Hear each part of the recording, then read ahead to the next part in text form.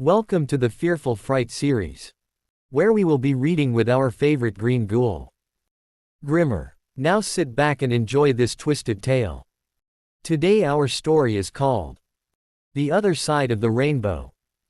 Stone Sinclair had always believed Ireland felt old in a way that didn't love visitors. Not the charming, postcard old, no smiling pubs or friendly ghosts, but old like something that had been watching humans arrive and leave for centuries, waiting patiently for them to make the same mistakes again. Dwayne Aiden felt it too, though he joked about it. He always joked when he was uneasy. "Man," Dwayne said as they stepped off the bus into the muddy fields outside County Clare, "if something ancient kills me, I want it on record that I knew this place was haunted." Stone smirked, adjusting the straps of his backpack. "Relax. It's a music festival, not a sacrifice ritual." The wind answered him, sharp and cold, whipping across the hills like a breath exhaled by something large and unseen. The festival sprawled across the countryside like a temporary wound. Tents, lights, drunken laughter, bonfires flickering against the gray Irish sky. Music thumped in the distance, distorted by the rolling hills. The air smelled like rain, sweat, and peat smoke. By dusk, the clouds had thickened into something heavy and low. The sun slipped behind the hills, and the land darkened unnaturally fast. Then the rain began. Not gentle, not romantic. It poured like the sky was emptying itself. People scattered, laughing, screaming, slipping in the mud. Stone and Dwayne ran for cover, ducking beneath a sagging tent on the edge of the festival grounds. That's when the storm broke. The rain stopped as suddenly as it had begun. The clouds tore apart overhead, and sunlight poured through in thick, golden beams. And there it was. A rainbow. Not faint, not partial. It was perfect, arching from one hill to another, glowing with unnatural vibrancy. The colors seemed too sharp, too deep, like they'd been painted directly onto the sky. Stone felt his chest tighten. "That doesn't look right," he muttered. Dwayne laughed nervously. "You're telling me you don't want to see what's on the other side?" Stone didn't answer immediately. Something in his gut twisted, the same instinct that had saved him from bad fights and worse decisions. But the rainbow shimmered. It pulsed. And without realizing it, both men stepped out from the tent and started walking. They didn't notice when the music faded. Didn't notice when the laughter stopped. The festival fell away behind them, swallowed by mist and rolling hills. The land grew quieter with every step, until the only sounds left were their boots squelching in the wet grass and their own breathing. The rainbow never seemed closer. No matter how long they walked, it stayed just ahead, close enough to feel real, far enough to keep them chasing.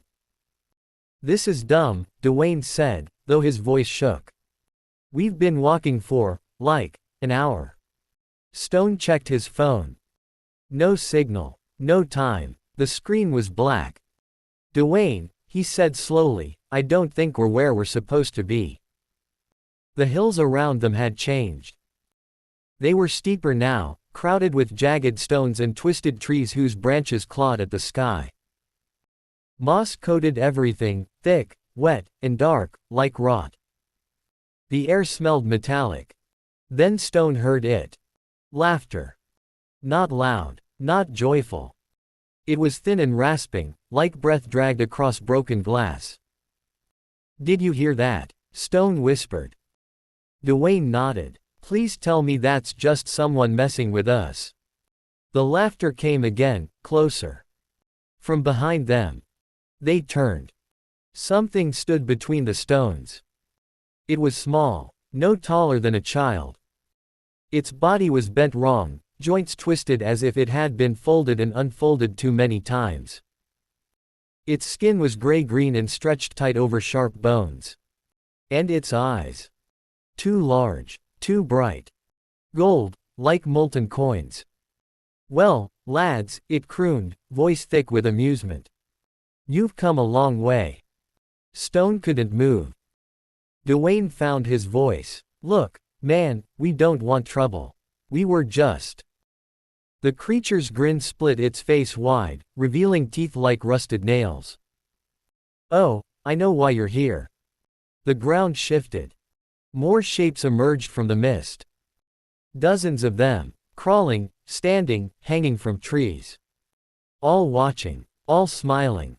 Stone finally understood. These weren't the leprechauns from stories. Those stories were warnings. Run, Stone whispered. They ran. The land twisted against them. Paths appeared and vanished. The ground grabbed at their feet. The laughter followed, sometimes ahead, sometimes right beside them, whispering promises of gold, of safety, of escape. Stone tripped and slammed into the mud. Hands grabbed his legs, small, impossibly strong. Dwayne screamed, turning back, swinging his pack wildly. He struck one of the creatures, and it shrieked, not in pain, but in delight. Careful, it hissed. You'll damage the merchandise. Stone kicked free and staggered upright. Blood ran down his shin. His heart hammered so hard he thought it might tear him apart. They burst into a clearing. At its center sat a cauldron. Gold overflowed from it, coins, jewelry, bones plated in metal. The rainbow ended directly above it, pouring color into the pile like a funnel. Stone felt himself pulled forward, every instinct screaming no while his body betrayed him. Dwayne grabbed his arm. Stone, don't. The ground erupted. The creatures surged from all sides, dragging them down. Fingers forced Stone's mouth open, prying at his teeth. Gold for gold, one whispered. Flesh for fortune. Stone bit down hard. Something screamed. Dwayne clawed free, reaching the cauldron.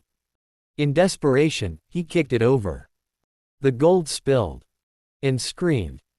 The sound was unbearable, like thousands of voices trapped inside metal. The creatures howled in rage, clutching their heads, collapsing. Stone felt the grip on him loosen. Now, Dwayne shouted. They ran. Behind them, the rainbow shattered, colors bleeding into darkness. The land screamed as if wounded.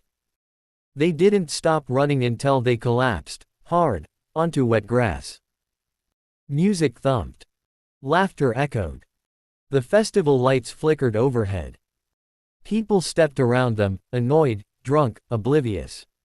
Stone rolled onto his back, gasping. Dwayne lay beside him, shaking. Neither spoke. They never went looking for gold again. And sometimes, when rain falls just right, Stone swears he can still hear laughter in the distance. Waiting. For someone else to chase the rainbow.